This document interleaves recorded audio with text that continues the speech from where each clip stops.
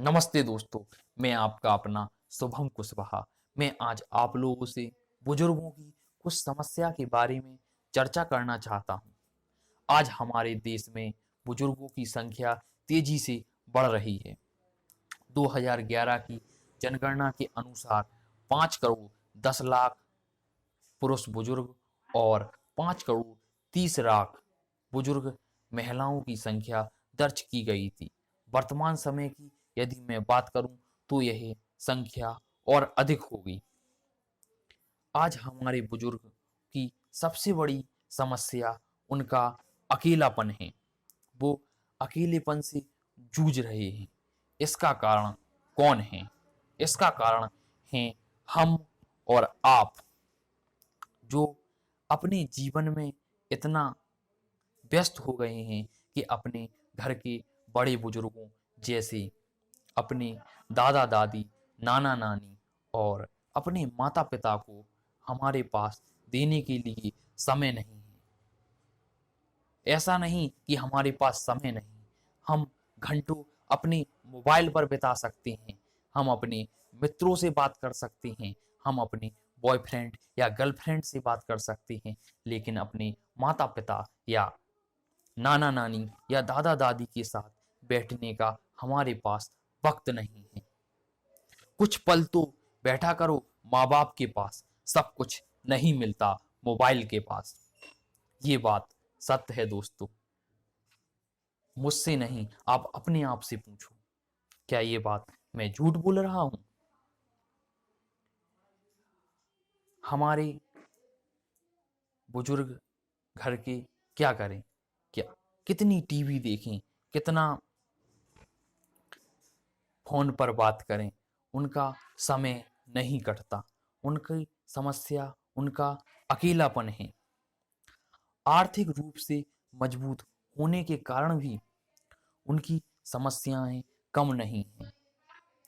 जो उनके बच्चे होते हैं वो बड़ा बड़ा पैकेज पाने के चक्कर में अपने माता पिता को छोड़कर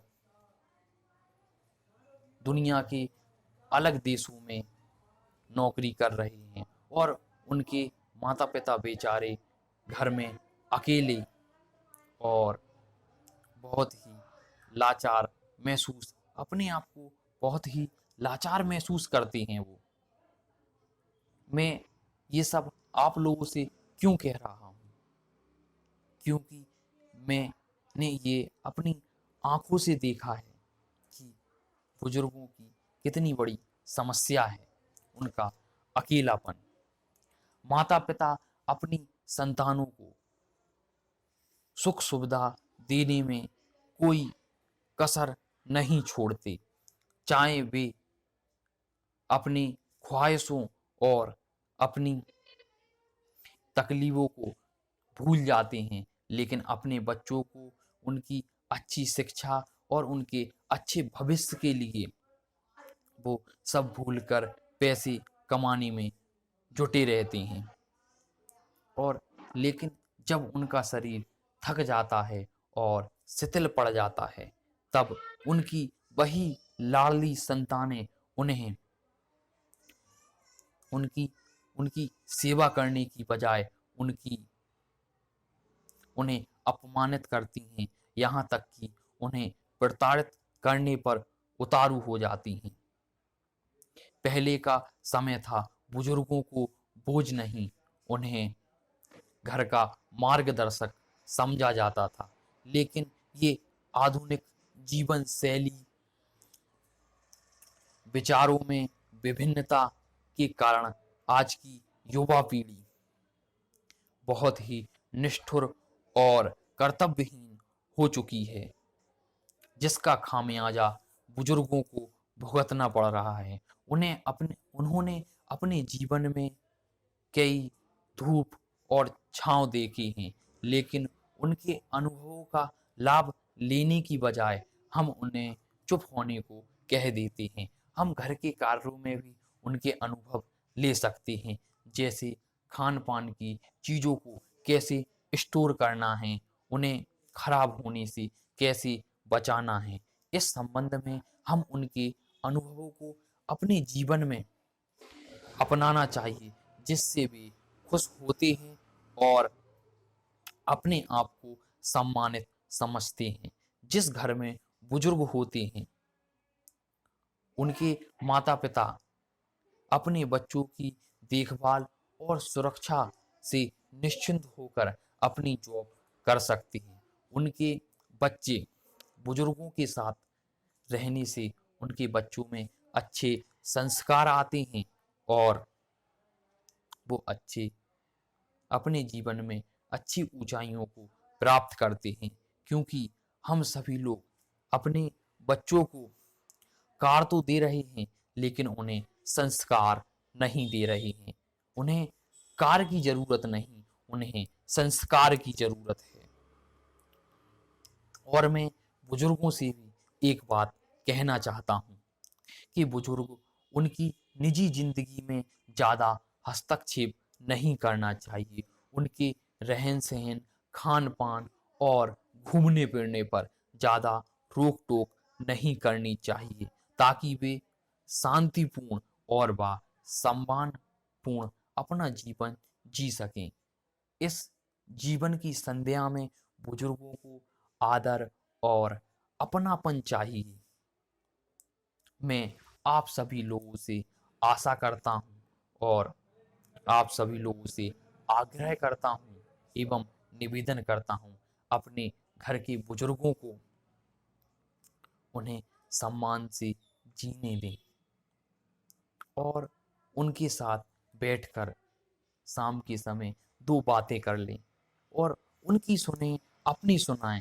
मैं आपसे कहता हूँ, आप 2-4 दिन ऐसा करके देखिए, आपको उनकी बातें इतनी अच्छी लगेगी, क्योंकि उन्होंने अपनी पूरी जिंदगी जी है। उनके अनुभवों का लाभ यदि हम ना ले सके तो कौन लेगा।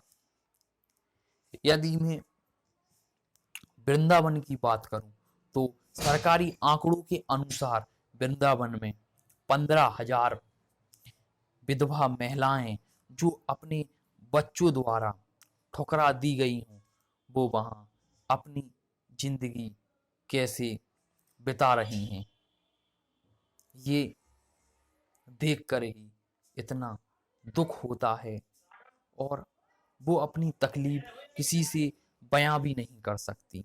जिनके 4-4 बच्चे हैं, लड़के हैं और अच्छी अच्छी पोस्टों पर हैं, उनके माता पिता वृद्धा आश्रम में पड़े हैं। ये कैसा समाज हो गया है। क्या हमारे क्रांतिवीरों ने, हमारे देश के नायकों ने, महान हस्तियों ने क्या इसी दिन के लिए हमारे देश को आज़ाद किया था। आज हम फादर्स डे मनाते हैं, मदर्स डे मनाते हैं, इस पाश्चात्य संस्कृति को अपनाते हैं। मैं आपसे कहता हूं कि आप इस विदेशी संस्कृति को ना अपनाते हुए हम अपनी भारतीय संस्कृति को अपनाएं और अपने बुजुर्गों का सम्मान करें और उनके साथ जीवन बिताएं, तो आपके जीवन में एक नई ऊर्जा, सुख और अच्छी समृद्धि आएगी। इन्हीं शब्दों के साथ मैं अपनी वाणी को विराम देता हूँ। यदि आप लोगों को मेरी बातों से कुछ आघात पहुंचा हो तो कृपया कर मुझे क्षमा करें। बहुत बहुत धन्यवाद दोस्तों।